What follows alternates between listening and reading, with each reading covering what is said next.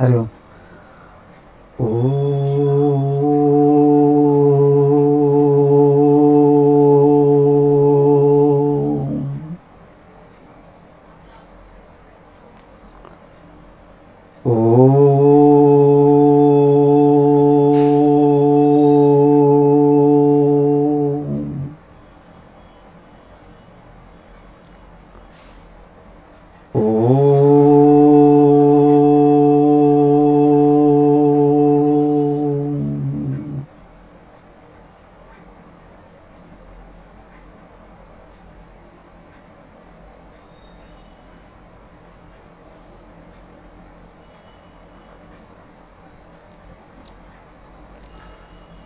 ఓం సహనావతు సహనౌ భునక్తు సహ వీర్యం కరవావహై తేజస్వినావధీతమస్తు మా విద్విషావహై. ఓం శాంతి శాంతి శాంతి. ఓం సర్వవేదాంత సిద్ధాంత గోచరం తమగోచరం గోవిందం పరమానందం సద్గురుం ప్రణతోస్మ్యహం. హరి ఓం. వివేక్ చూడమని 372 శ్లోకాల వరకు పూర్తి చేశాం. నిన్న 73వ శ్లోకం నుండి చూడండి.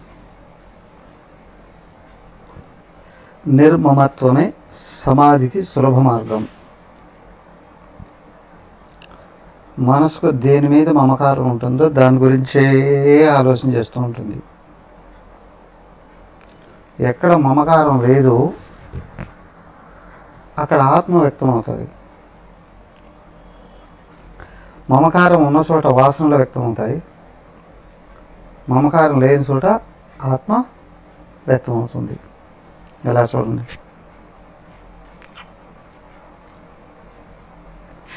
అంతస్త్యాగో బహిస్త్యాగో విరక్తస్యైవ యుజ్యతే త్యజత్యంతర్బహిః సంగం విరక్తస్తు ముముక్షయా.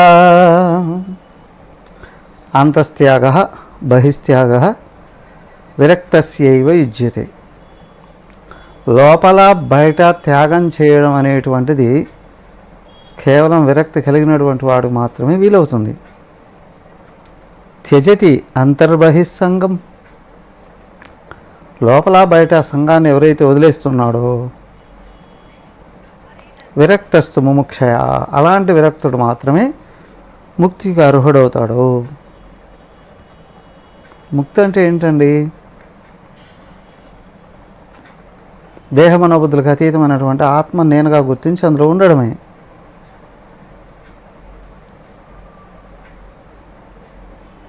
ఎందుకు ఉండలేకపోతున్నాం?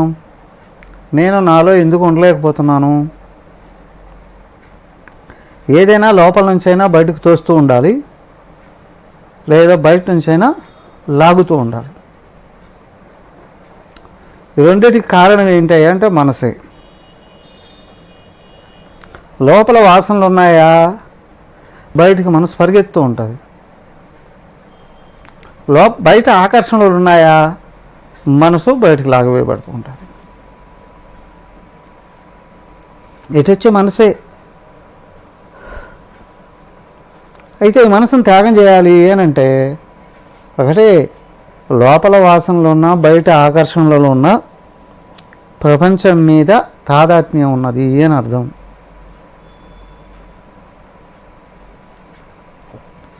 తాదాత్మ్యం పోతే మనసు సహజంగా దానంతరాది ఆగిపోతుంది, మనసే ఉండదు.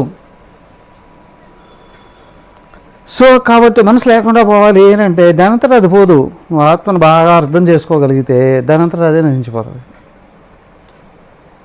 నువ్వు సచ్చిదానంద స్వరూపుడు అని చెప్పి నీకు అర్థం అవుతుంది ఏనంటే మనసు తనంతట సరే కరిగిపోతుంది అనేది అవకాశం లేదు. దానికి ఏమన్నారంటే ఇక్కడ నీ స్వరూపం నీకు బాగా తెలియాలి, అన్యమైన దాని మీద తాదాత్మ్యం పోవాలి.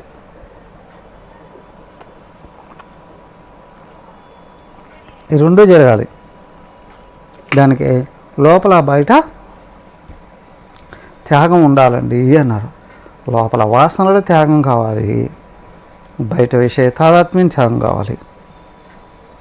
అప్పుడు సహజంగా నిలబడుతుందండి అని. మరి వైరాగ్యం అంటే ఏంటి?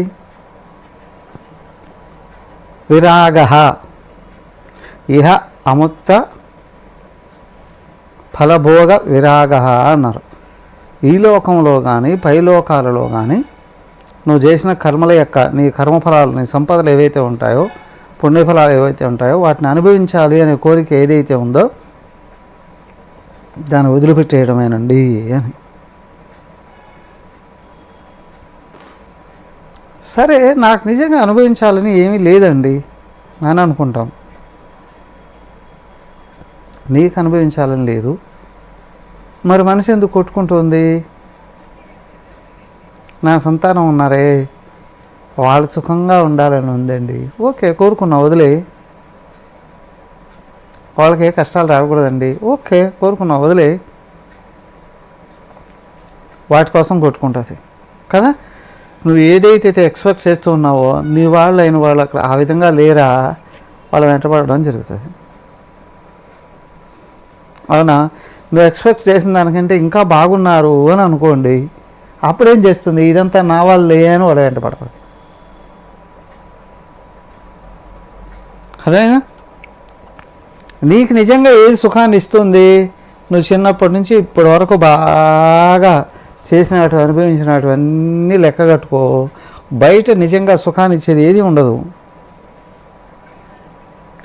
ఏం లోపల ఏమైనా సుఖం ఇస్తుందా అనుకుంటే దేహంలో ఏముంది సుఖం? ఏమీ లేదు, ఏమీ లేదు. మరి ఏమీ లేనప్పుడు ఎందుకు వదిలిపెట్టలేకపోతున్నావు? అయ్యా, స్థూలమైన దేహంతో ఏమీ కట్టిపడవేయలేవు ఇక్కడ. అవునా? తల్లిదండ్రులతో కానీ, భార్యతో కానీ, భర్తతో కానీ, పిల్లలతో కానీ ఎవరూ కట్టుబడలేదు. ఈ మనస్సులో నువ్వు తయారు చేసుకున్న వాసనలు ఉన్నాయి. వీళ్ళు నా వాళ్ళు, వీళ్ళు సుఖంగా ఉండాలి, వీళ్ళు నా వాళ్ళు కాని వాళ్ళు, వీళ్ళు నాకు వ్యతిరేకులు, వీళ్ళు దుఃఖాల్లో పడాలి. లోపల ఆలోచించుకుంటూ ఉన్నావని అనుకోండి, అవే విజృంభిస్తాయి పైకి. వాటి కోసం నువ్వు ప్రయత్నం చేస్తుంటావు. నీ వాళ్ళైన వాళ్ళు సుఖపడడం కొరకు ఒక ప్రయత్నం, నీ వాళ్ళు కాని వాళ్ళు దుఃఖపడడం కొరకు ఇంకొక ప్రయత్నం. ఇవి రెండూ కలిసి నీకు లోపల మనసును తయారు చేస్తాయి.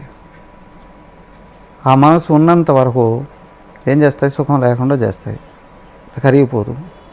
దానికే అంతస్త్యాగ బహిత్యాగ విరక్తస్యైవ యుజ్యతే.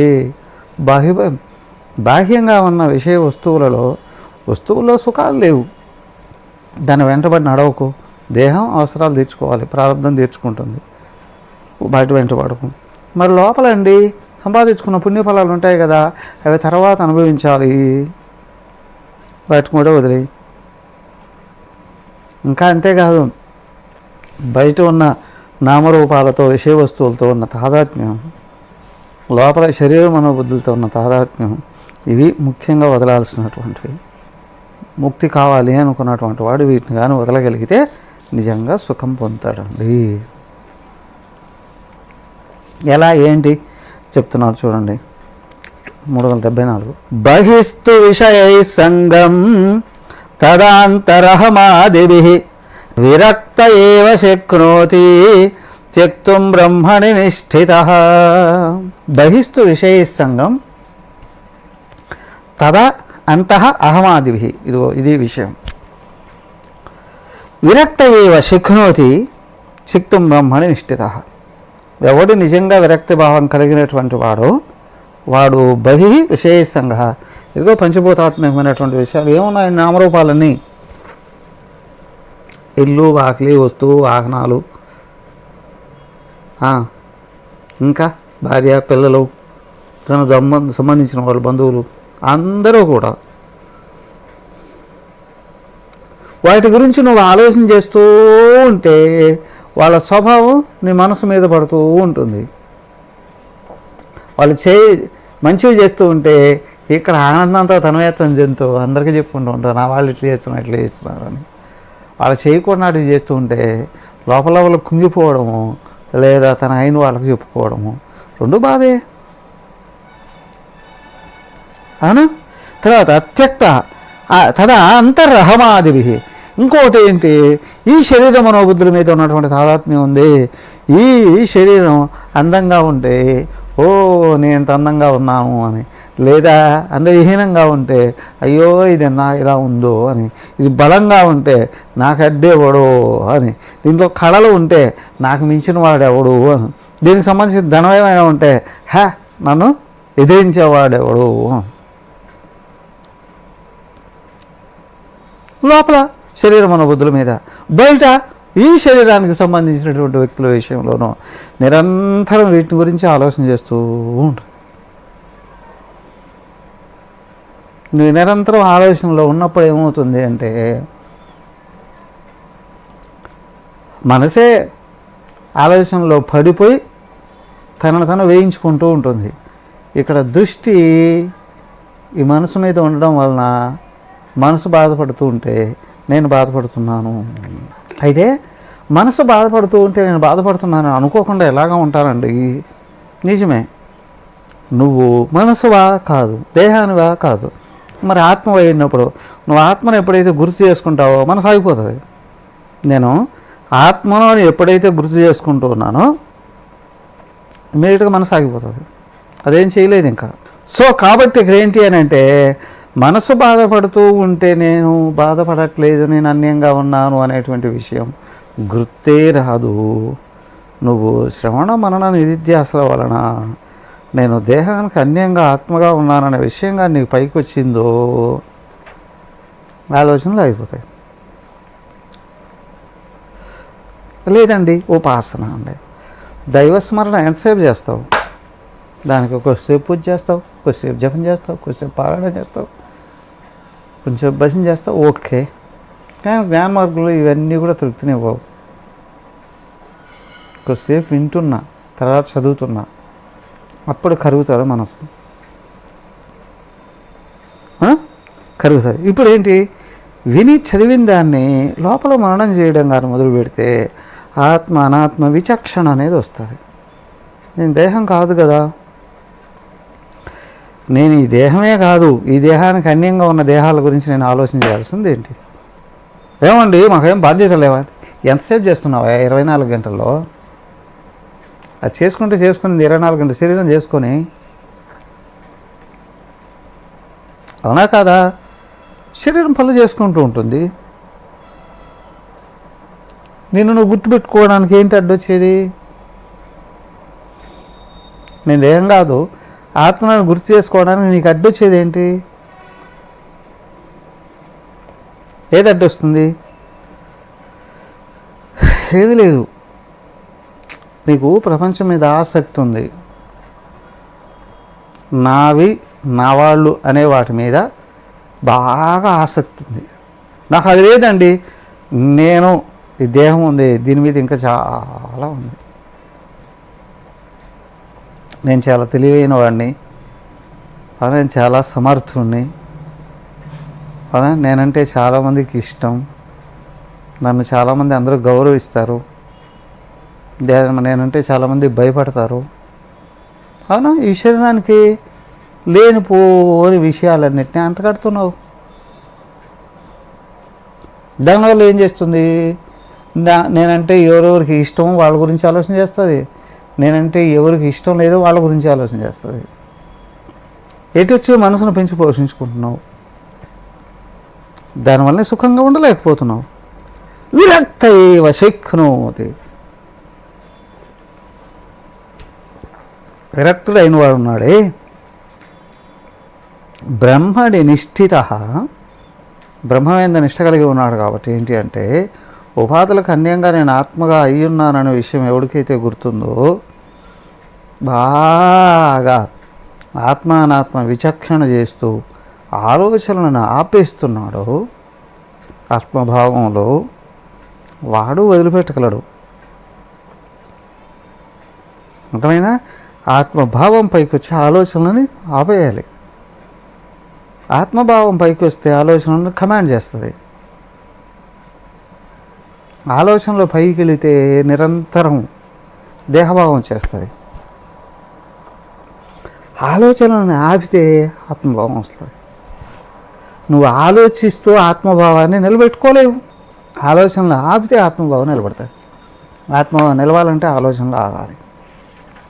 ఇది ముఖ్యం.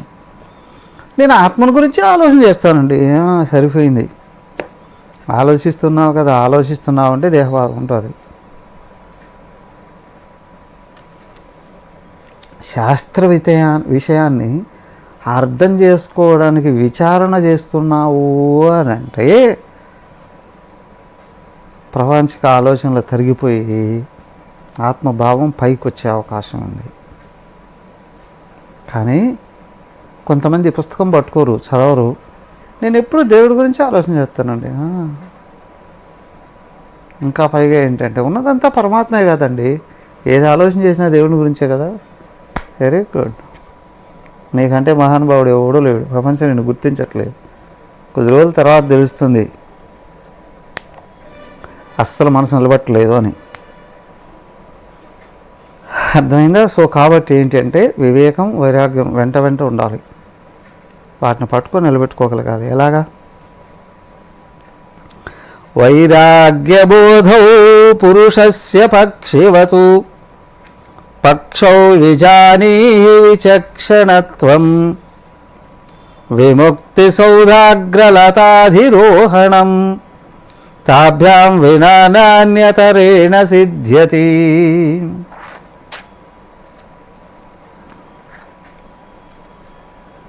వైరాగ్య బోధౌ పురుషస్య, సాధకుడికి వైరాగ్యము జ్ఞానము అనేటువంటి వివేక వైరాగ్యాలు అనేటువంటివి పక్షివతు, ఒక పక్షికి లాగా, పక్షౌ విజానీహి, పక్షికి రెండు పక్షాలు, రెండు రెక్కలు లాంటివి. విచక్షణం త్వం, బాగా అర్థం చేసుకో. విముక్తి సౌదాగ్రలతాధిరోహణం, సౌద అగ్రలత అధిరోహణం, ఓ పెద్ద చెట్టు మీద కొమ్మ, ఆ కొమ్మ చివరికి ఎగరాలి అని అనుకుంటే పక్షికి తాభ్యాం వినా, ఈ రెండు రెక్కల కంటే వేరుగా నా అన్యతరైన సిద్ధ్యతి, ఇంక వేరు ఏ విధంగానూ అవకాశం లేదు.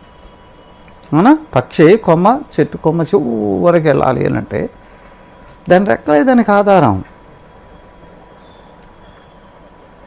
రెక్కలు రెండు ఉన్నాయా, వాటితో అలా ఎగిరి పై, ఒక రెక్క ఇరిగిపోయిందండి, ఇంకొక రెక్కతో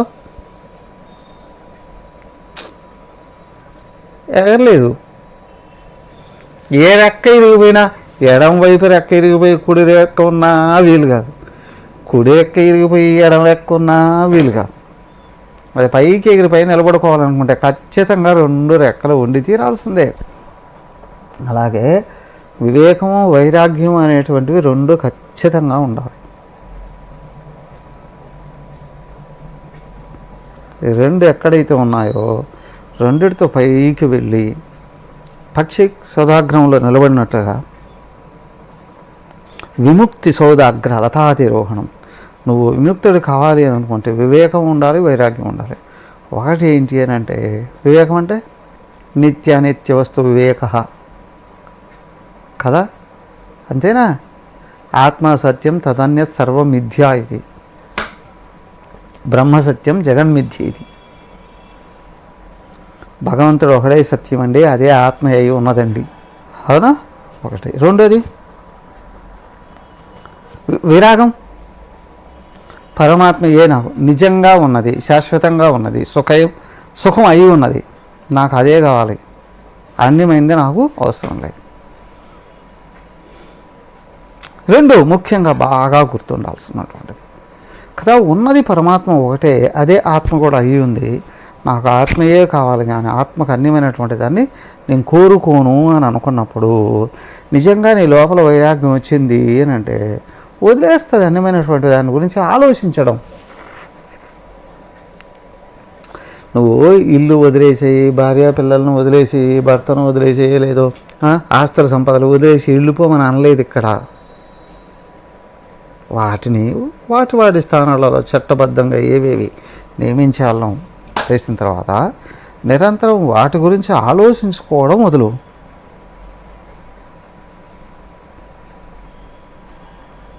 అవునా? మరి దేని గురించి ఆలోచన చేయాలి? ఒకవేళ మనస్సు కదిలితే దైవం వైపు తిప్పుకో, వివేకం పైకి వచ్చేటట్లు. ఆత్మ ఏ నిజం, ఆత్మ ఏముంది, ఓకే పైకి వచ్చింది. ఇప్పుడు నీకేం కావాలి? ఆత్మే కావాలి. ఆత్మ ఎవరు? నువ్వే. అవునా? ఆలోచించదలుచుకుంటే చక్కటి శాస్త్రం పెట్టుకొని లోతుగా అర్థం చేసుకోవడానికి ప్రయత్నం చేయి. అర్థం అయిందండి, ఇంకా ఆపు మనసుని ఎందుకు పరుగులు తీయించేది? అదే సమాధి కొరకు ప్రాక్టీస్ చేయడం ఏంటి అని అంటే ఆత్మను అనే భావంలో ఆలోచనలని ఆపగలగడం. ఆలోచన ఉన్నది అని అంటే ప్రపంచం గురించి మాత్రమే ఉంటుంది, నామరూపాలను గురించి మాత్రమే ఉంటుంది. అది ఆగాలి అని అంటే ఆపే నువ్వు ఆత్మ అయ్యున్నావు అని నమ్మకం కలగాలి. ఈ నమ్మకం చెడపోనికూడదు. నమ్మకం ఎగిరిపోయిందంటే మళ్ళీ రావడం కష్టం. నమ్మకం స్థిరంగా ఉందంటే నువ్వు దేన్నైనా సాధించగలవు. అర్థమైందా? సో వివేకం, ఆత్మ ఒక్కటే ఉన్నది, అదే నేను. వైరాగ్యం, నేను వేరే విషయాన్ని గురించి ఆలోచించను. ఎప్పుడు? కనీసం నువ్వు ధ్యానాన్ని కూర్చున్నప్పుడైనా ప్రాక్టీస్ చేయి. ఓకే, అప్పుడు నిలబెట్టుకో. తర్వాత నిత్య జీవితంలో నెమ్మదిగా నిలబెట్టడానికి ప్రయత్నం చేయి. దానికి అనుగుణంగా జీవితాన్ని మలుచుకో. అలా కాకుండా ఎప్పటికీ ఏది తోచినా అదే వ్యవహరించును అని అనుకునేటట్లయితే ఏమవుతుంది? దాందారు దాందే, దీందారు దీందే అవుతుంది. ముందుకు వెళ్ళలేవు, లోపల శాంతి రాదు. కాబట్టి వివేకం, వైరాగ్యం రెండు స్థిరంగా ఉంటేనే నువ్వు ఆత్మస్థితిలో నిలబడతావు. ఆత్మ ఏదో వేరుగా ఎక్కడో లేదు, నువ్వే అది. కానీ మనసు ఆగితేనే. ఆగాలి అంటే వివేకం, వైరాగ్యం రెండు ఉండాలి. బుద్ధికి వివేకం పైకి రావాలి, మనసు వైరాగ్యం వలన ఆగిపోవాలి.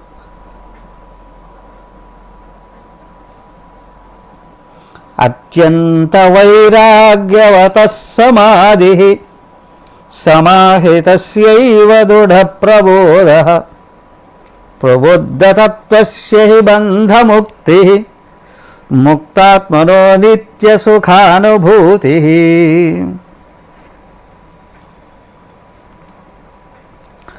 అత్యంత వైరాగ్యవతః సమాధి.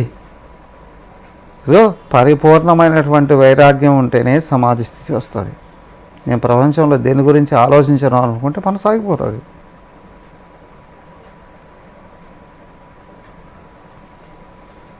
సమాహితస్యైవ దృఢ ప్రబోధః. నీ మనసు నువ్వు ఎంతగా ఆపగలుగుతున్నావో నువ్వు ఆత్మస్థితిలో అంత బాగా నిలబడగలవు. ప్రబుద్ధతత్వస్య హి బంధముక్తి. నేను ఆత్మననే భావంలో ఎంత స్థిరంగా నిలబడుతున్నావో నీ బంధాలన్నీ వాటంతటా అవి తిరిగిపోతాయి. ముక్తాత్మనః, నాకు ఏ బంధమూ లేదని ఎప్పుడైతే గుర్తించాడో నిత్య సుఖానుభూతి, నిత్య నిరంతరం సుఖాన్ని అనుభవిస్తాడు. సుఖం నువ్వే, కారణం మర్చిపోయావు, అందుకే అనుభవించలేకపోతున్నావు. గుర్తుందండి కానీ మనసు లాపలేకపోతున్నావు. బుద్ధికి గుర్తుండాలి, మనసు ఆగాలి. అత్యంత వైరాగ్యవత సమాధిస్యైవ దృఢ ప్రబోధః. నీకు బుద్ధిలో విషయం ఎంత బాగా స్పష్టంగా తెలిసి ఉన్నప్పటికీ కూడా నీ మనసు కానీ ఆగకపోతే ఆత్మస్థితి రాదు. మనసు ఆగాలి అని అంటే ఆత్మను ఇష్టపడాలి, అనాత్మైన శరీర మనోబుద్ధుల మీద తాదాత్మ్యం వదలాలి. దానికి వివేకం, వైరాగ్యం అత్యంత ముఖ్యమండి. చాలామందికి వివేకం ఉంటుంది, ఎందుకు ఉండదు? ఏళ్ళ తరబడి శాస్త్రాన్ని శ్రవణం చేస్తున్నాము అని అంటే వివేకం ఉంటుంది, ఉన్నత పరమాత్మ ఒక్కడే ఉంటుంది. కానీ ఎందుకు ధ్యానం కుదరట్లేదు అని అంటే కనిపించే ప్రపంచంతో తాదాత్మ్యం పోవట్లేదు. కానీ ఈ వివేకాన్ని కూడా పట్టుకొని జ్ఞానాన్ని పట్టుకొని ప్రపంచంలో ఇంకొంచెం తాదాత్మ్యాలు పెంచుకోవడానికి ట్రై చేస్తుంది మనసు.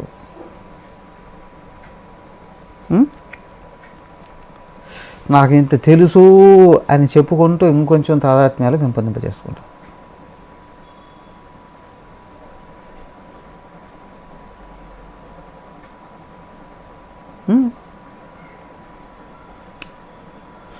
తెలియని వాళ్ళతో పోల్చుకుంటూ నీకంటే నేనే బెటర్ కదా, ఓకే నిజమే, సో వాట్, సుఖమేది. కానీ వైరాగ్యం కానీ లోపల రాకపోతే జ్ఞానం ఎంత ఉన్నప్పటికీ కూడా సుఖం లేదు.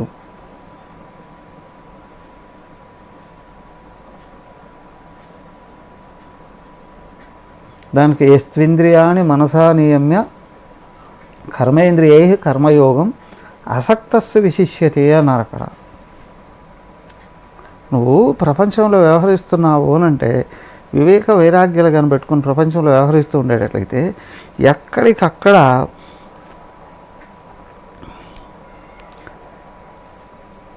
ప్రపంచ విషయాల మీద అనురాగం పెరగకుండా చూసుకోగలగాలి. అలాంటప్పుడు నువ్వు ఎప్పుడు ఎక్కడున్నా సుఖంగా ఉంటావు.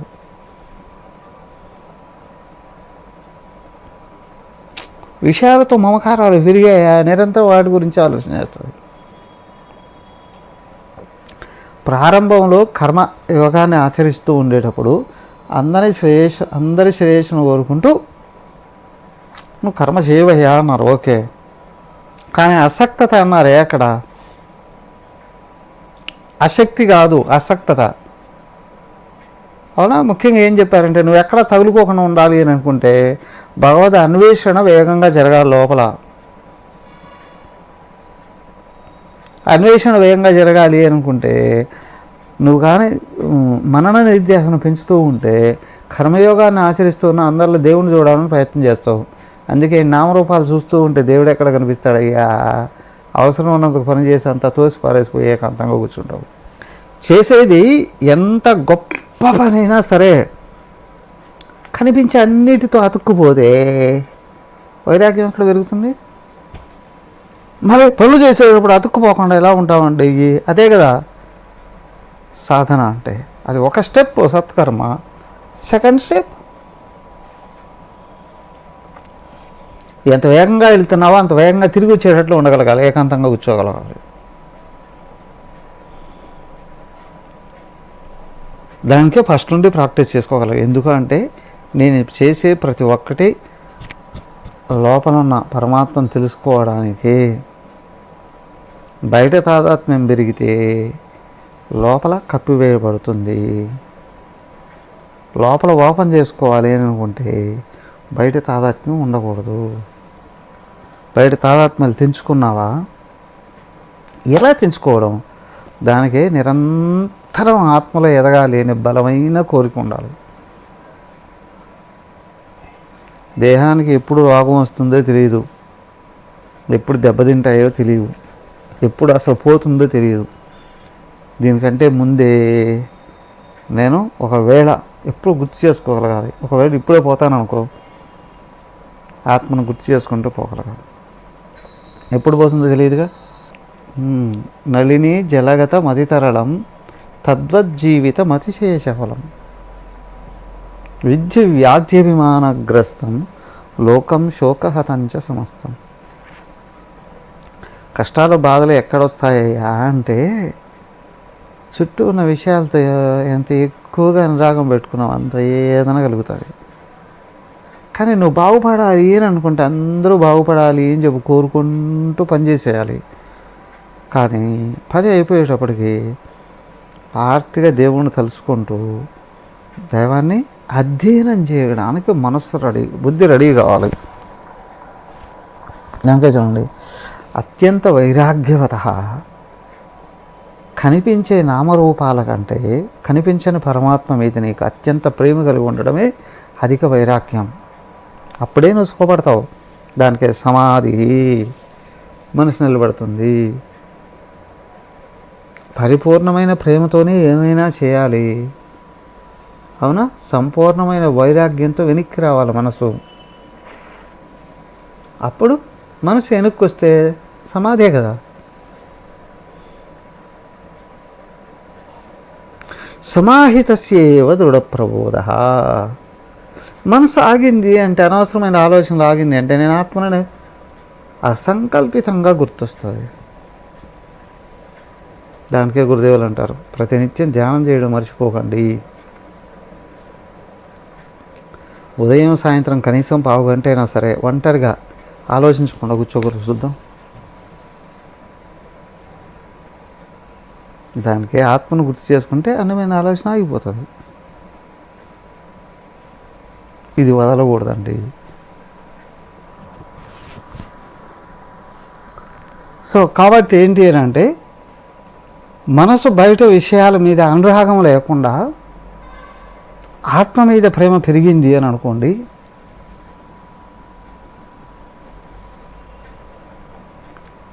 కనిపిస్తూ ఉన్నటువంటి నామరూపాల మీద కాకుండా అంతరాత్మ మీద ప్రేమ ఎప్పుడైతే పెరిగిందో సుఖంగా ఉండాలి అని అనుకుంటుంది. కాబట్టి ఆలోచించడం ఆపుతుంది. ప్రపంచాన్ని గురించి ఆలోచించడం ఆపుతుంది. ప్రపంచాన్ని గురించి ఎక్కడైతే ఆపుతుందో మనసు కంట్రోల్లోకి వచ్చేస్తుంది, సుఖంగా ఉంటుంది. అదే ముక్తి. దీన్ని స్థిరంగా నిలబెట్టుకోగలగాలి. నిత్య సుఖానుభూతి, అదే నిత్య సుఖానుభూతి. ముక్తి అనేది ఎక్కడో ఏమో లేదు. నీ మనసు నీ చేతిలో ఉంటే నువ్వు ఎప్పుడూ ముక్తుడివే. దేహం ఉన్నంత వరకు అది ఎప్పుడైనా ఎక్కడైనా మళ్ళీ కట్టుబడచ్చు. ఆయన చూడ జీవన్ముక్తుడైనటువంటి వాడు జడభరతుడు మళ్ళీ ఇరుక్కుపోయాడు. కాబట్టి సదా జాగ్రత్తగా ఉండాలి. పూర్వజన్మ సాధన ఫలంగాను, అలాగే ఈ జన్మలో అపరిమితమైనటువంటి శ్రద్ధ వలన అత్యంత తొందరగా ఆత్మలోకి ఎక్కేస్తుంది. మనసు కరిగిపోతుంది. కానీ మరి శ్రద్ధ కానీ చెలించిందా కట్టబేలు మన కింద పడుతుంది. ఏం చేయాలి? మళ్ళీ శ్రద్ధ పెంచుకోవాలి. అలాగే అజ్ఞశ్చ అశ్రద్ధదానశ్చ సంశయాత్మ వినశ్యతి అని అన్నారు. అజ్ఞశ్చ ఆత్మ గురించి తెలియని వాడికి ముక్తి లేదు. అశ్రద్ధదాన తెలిసింది కానీ శ్రద్ధ లేదండి. శ్రద్ధ పెంచుకుంటే సరిపోతుంది. సంశయాత్మ, ఈ లోపల అనుమానంగానే బయటకు వచ్చింది అని అనుకోండి, అది ఇంకా ఎదగనివ్వదు. నువ్వేం చేస్తున్నావు ఏదో పుడుక్కుమని బయటకు వచ్చి మళ్ళీ కింద పడదొస్తూ ఉంటుంది. దాన్ని రానివ్వకుండా తొలగించి పారేస్తే శ్రద్ధ పెరుగుతుంది, నువ్వు తత్వంలో నిలబడతావు. ఒక్కటే, శాస్త్రం మీద గురువు మీద నీకున్నటువంటి పరిపూర్ణమైన శ్రద్ధ ఏదైతే ఉందో అత్యంత తొందరగా ఆత్మలో నిలబెట్టేస్తుంది. ముక్తాత్మన నిత్య సుఖానుభూతి, నిరంతర సుఖమే. లోపల దిగులు లేదు, భయం లేదు, శోకం లేదు అని అంటే నువ్వు ముక్తుడివే. మళ్ళీ అవి రానివ్వకుండా చూసుకోగలగాలి.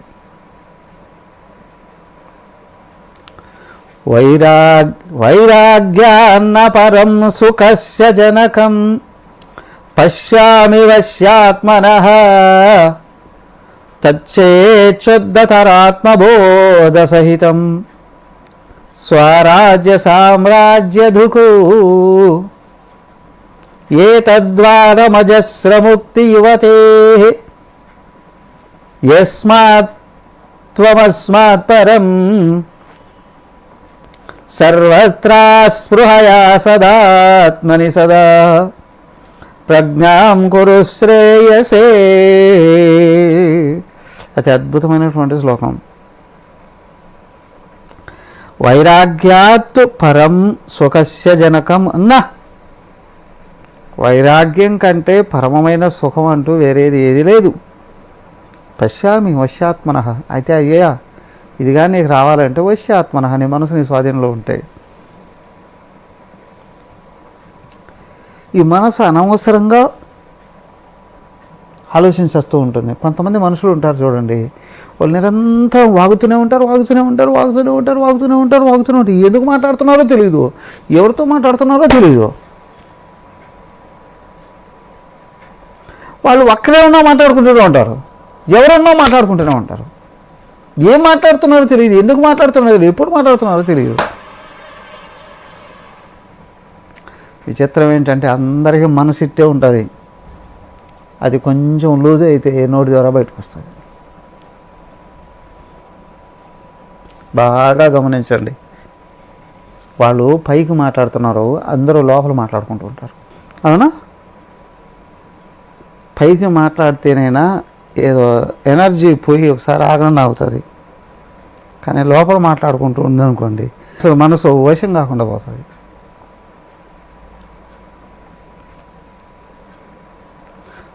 పైకి మాట్లాడేటప్పుడు రెండు రకాలుగా నిరోధించే అవకాశం ఉంటుంది. ఎదుటి వాళ్ళు ఎవరైనా గట్టిగా తిట్టేశారనుకోండి, భయపడైనా మాట్లాడడం ఆపేస్తారు, లేదా నీరసం వచ్చింది ఆపేస్తారు. కానీ లోపల మాట్లాడుకుంటూ ఉంటే ఇతరులకు కనిపించదు, ఆపలేరు. విచిత్రం ఏంటి అంటే నువ్వు కూడా ఆలోచన పరంపరలో పడిపోతూ ఉంటావు. ఏం మాట్లాడుతున్నావు, ఎందుకు మాట్లాడుతున్నావు, ఎప్పటి నుంచో మాట్లాడుతున్నావు, ఎప్పటి వరకు మాట్లాడుతావు అస్సలు తెలియదు. దానికి ఏంటంటే కొరడా తీసుకొని దీన్ని ఆపేయాలి ఏనంటే దానికి అవునా అసక్త అసంగశస్త్రేణ దృఢైన చిత్తవా అన్నారు. నువ్వు ప్రపంచంలో ఎవరికి ఏ సహాయమైనా చేస్తే చేసావు, కానీ లోపల మనసును మాత్రం ఆలోచన నుండి ఆపు. సుఖపడాలి అని అనుకుంటే జల శాస్త్రాన్నైనా నమ్ము, నువ్వు పరమాత్మ అని చెప్తుంది, లేదా నీ గురువునైనా నమ్ము, ఆయన నీకు దగ్గరగా చెప్తాడు, ఆయన గుర్తు చేసుకుంటే చెప్తాడు ఇది కాదు అది. ఎందుకంటే ఆయనకు అదే కనిపిస్తుంటుంది. నమ్ము. ఇప్పుడు మనసును తగ్గొట్టు.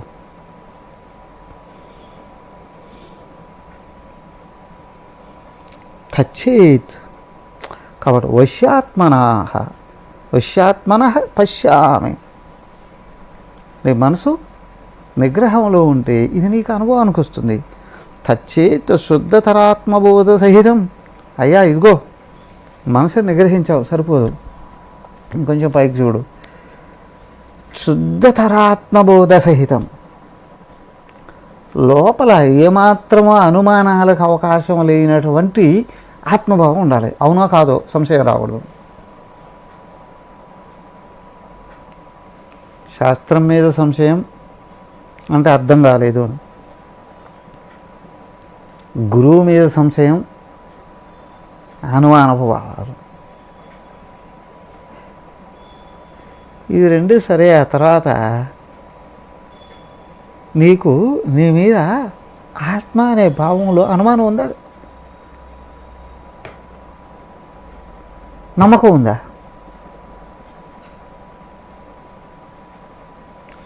పై రెండిట్లో సంశయం ఉంటే ఇక్కడ నమ్మకం రాదు.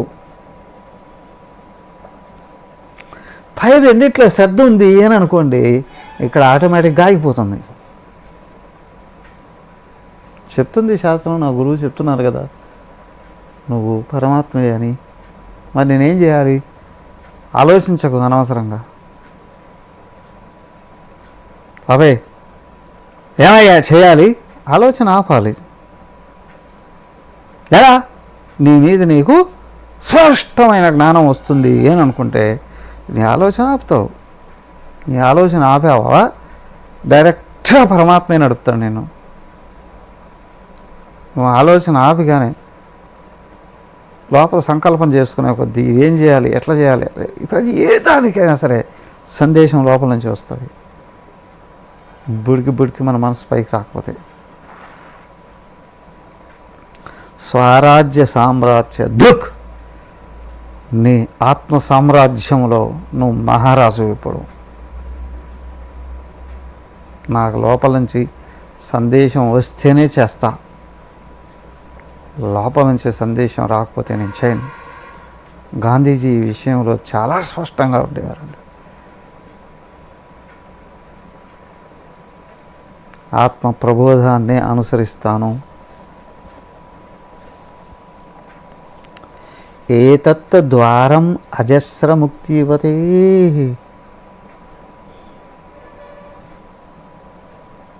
ముక్తి యువతిని నువ్వు చేరుకోవాలి అని అనుకునేటట్లయితే ఇది ఒక్కటే ద్వారం.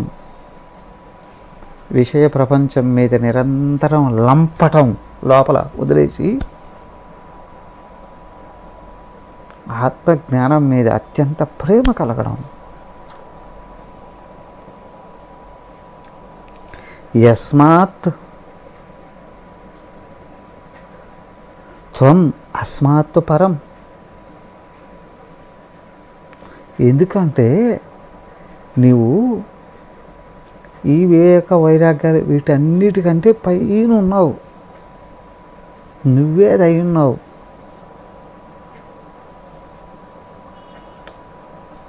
ఈ ముక్తి యువతి అని ఎందుకన్నారు అని అంటే, జనరల్గా స్త్రీ అందంగా ఉంటుంది, ఆకర్షణీయంగా ఉంటుంది, అందుకే ముక్తి యువతి అని అంటున్నారు. ఓ నువ్వు చేరుకుంటావండి అక్కడికి, నువ్వు ముక్తిలోనే ఉంటావండి. ఎందుకంటే ఈ ప్రయాణాలన్నీ అనాత్మలోనే. చివరికి చేరుకునేది నీ నిజ స్వరూపాన్నే. మరి అన్నిటికంటే పైన ఉంది. ఒక విషయం జాగ్రత్త, సర్వత్ర అస్పృహయా. ఎక్కడికక్కడ మనసు నిన్ను కూల్చేస్తుంది. ఎప్పుడు తెలుసా? ఈ వివేక వైరాగ్యాల విషయంలో జాగ్రత్తగా లేకపోతే, మనన నిధిధ్యాసలు కానీ లేకపోతే, నువ్వేమీ చేయకపోయినా నువ్వు ఊరికి అట్లాగా పడుకొని ప్రపంచాన్ని గురించి కలలుగంటూ ఉంటావు, పడిపోతావు. జాగ్రత్త. నువ్వు పాజిటివ్గా ప్రపంచాన్ని గురించి ఆలోచన చేసినా ఇరుక్కుపోతావు, మరి నెగిటివ్గా ఆలోచన చేస్తే నాశనం అయిపోతావు. అదేంటన్నా అట్లా ఉంటారు? నువ్వు సంపాదించుకున్న సాధన కాలిపోతుంది. అది నువ్వు పాజిటివ్గా కూడా అనవసరంగా ప్రపంచాన్ని గురించి ఆలోచించుకుంటూ కూర్చోకు. వీడు మంచివాడండి, వాడు మంచివాడండి, వాడికి నేనంటే ఇష్టం అండి, వీళ్ళకి నేనంటే చాలా ఇష్టం అండి. ఏమవుతుంది? వాళ్ళ సంసారాల గురించి, వాళ్ళ జీవితాల గురించి, వాళ్ళ జాతకాల గురించి ఆ లంపటం అంతా నీకు వచ్చి చిక్కుకుంటుంది.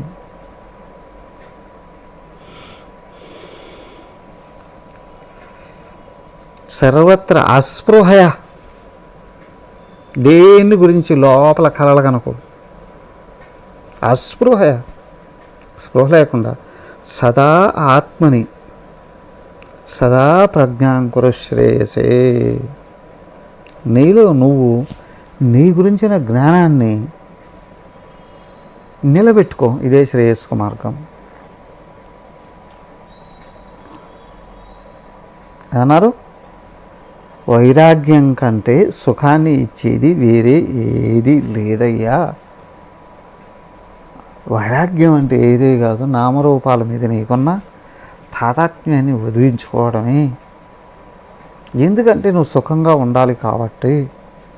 సో ఏంటి అని అంటే, చక్కగా స్పష్టమైనటువంటి జ్ఞానం ఏం చెప్తుంది? శరీర మనోబుద్ధుల కంటే అతీతంగా ఉన్న ఆత్మవు నీవని చెప్తుంది.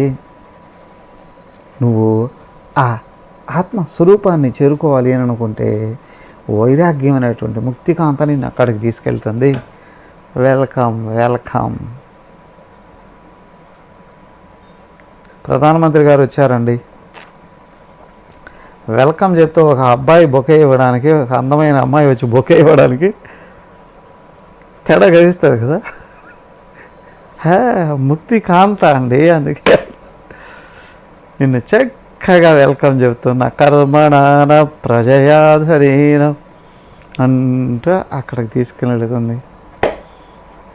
అక్కడ ఎవరున్నారయ్యా? నువ్వే. తీసుకెళ్ళింది ఎవరిని? అదో పారిపోతున్న మనసునే. నిన్నే నీవుగా అనుకుంటూ ఉన్నటువంటి నీవు కాని నిన్ను మరి చేరుకునేది నువ్వు తెలుసుకోవాలి అనుకుంటున్నటువంటి నీ నిజమైన నిన్ను. అక్కడ దాకా వెళ్ళిన తర్వాత మళ్ళీ కలగా అనుకో, ఆహా నేను ఎంత సుఖంగా ఉన్నా, ఎంత హాయిగా ఉన్నా, నాకంటే గొప్పవాడు ఎవడు లేడు, నాకంటే మించినవాడే. స్పృహ తొక్కేయి, హాయిగా ఉండు.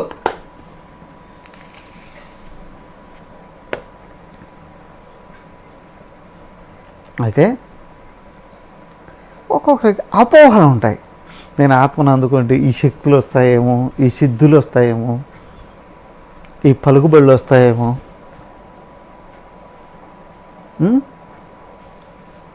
శ్లోకం చదువుతాం చూడండి. ఆశాం ఛింది విశోభమేషు విషయేషు ఏషైవ మృత్యో కృతి త్యక్త్వా జాతి కులాశ్రమేష్వభిమతం ముంచాతి దూరాత్ క్రియా దేహాదావసతి త్యజాత్మదిషణాం ప్రజ్ఞాం కురుష్వాత్మని త్వం ద్రష్టాస్య మనోసి నిర్ద్వయపరం బ్రహ్మాసి అద్వస్తుతః.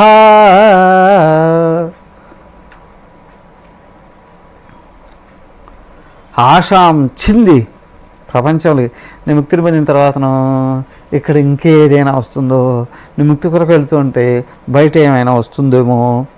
ఆశాం చింది, దాన్ని తగ్గొట్టు. దాని మీద విషోపమేషు విషయేషు, విషం లాంటి విషయాలు ఏందో నీకున్న ఆశను తగ్గొట్టు. ఏషైవ మృత్యోకృతి, ఇదిగో ఈ విషయాల మీద నీకున్న ఆశ ఉందే, అదే నీకు మృత్యువుని ఇస్తుంది. ఏమిటంటే నేను మర్చిపోయేటట్టు చేస్తుంది.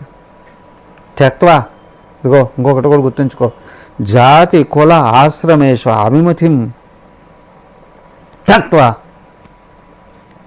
నేను ఫలానా జాతి, ఫలానా ఉత్తమ కులం, అవునా, ఫలానా ఆశ్రమం, అభిమతిం త్యక్త్వా ముంచ అతి దూరాత్ క్రియా.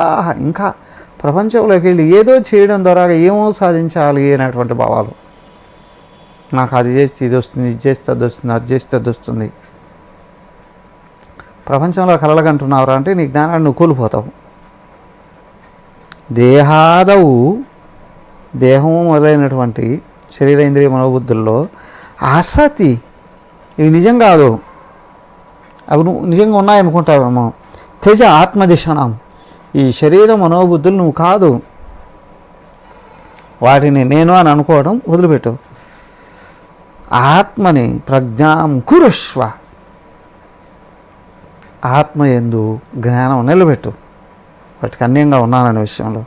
త్వం ద్రష్ట అస్య మనోసి, ఇదిగో ఈ మనోబుద్ధులకు నువ్వు ద్రష్టవి, మనోబుద్ధులను కూడా చూస్తున్నవాడి.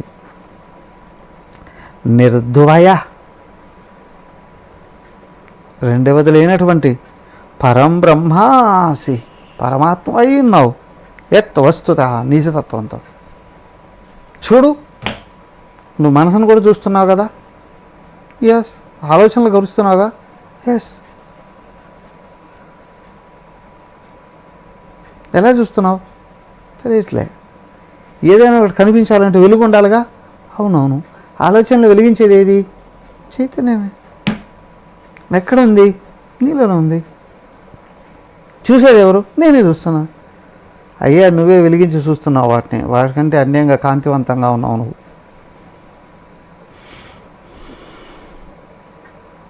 నమ్ము. ఇదిగో ఈ ప్రపంచం మీద నీకున్న ఆశ అనంతమైన పరమాత్మ నువ్వు అని తెలుసుకోవడాన్ని అడ్డుపడుతుంది. చూడు, ఈ ప్రపంచము నిజం కాదు, శాశ్వతం కాదు, సుఖం కాదు. అందులో ఒక భాగమే నీ శరీర మనోబుద్ధులు కూడా. నువ్వు మొదట నీకంటే అన్యమైన వాటి మీద ఉన్న ప్రేమను తగ్గించి తర్వాత నీ శరీరం అనుబుద్ధులు కూడా మీద ప్రేమను తగ్గించి అన్యంగా అనంతంగా ఆత్మగా ఉన్నావు నువ్వు అనేటువంటి ఎరుకతో దాని మీద దృష్టి పెట్టు. నువ్వు లోపల నిరంతరం శాంతిని అనుభవిస్తూ ఉంటావు, నిరంతరం సుఖాన్ని అనుభవిస్తూ ఉంటావు. అది గుర్తుంచుకో. పోనీయకు. ఏది అడ్డొచ్చినా తోసే కావాలనుకుంటే దాన్ని మాత్రం పోనీయకు. దానికి అడ్డున్నటువంటి పక్కకు పెట్టు, లేదా నువ్వు పక్కెళ్ళు. అడ్డొచ్చేటువంటి అవకాశం ఉందా పక్కకు నెట్టు. వాటిని నెట్లేమనుకుంటున్నావు, నువ్వే ఒక పక్కకు వెళ్ళు. ఎటొచ్చి లోపల ఉన్న అంతరాత్మ మీద అనంతమైనటువంటి తాదాత్మ్యంగా అనిపించుకోగలిగావా, పరమాత్మగా వెలుగుతావు. నీలో నువ్వు నిరంతరం సుఖాన్ని అనుభవిస్తావు. తదాస్తు. హరి ఓం. సర్వే భవంతు సుఖినః, సర్వే సంతు నిరామయాః, సర్వే భద్రాణి పశ్యంతు, మా కశ్చిత్ దుఃఖభాగ్ భవేత్. ఓం శాంతి శాంతి శాంతి. హరి ఓం. శ్రీ గురుభ్యో నమః. హరి ఓం.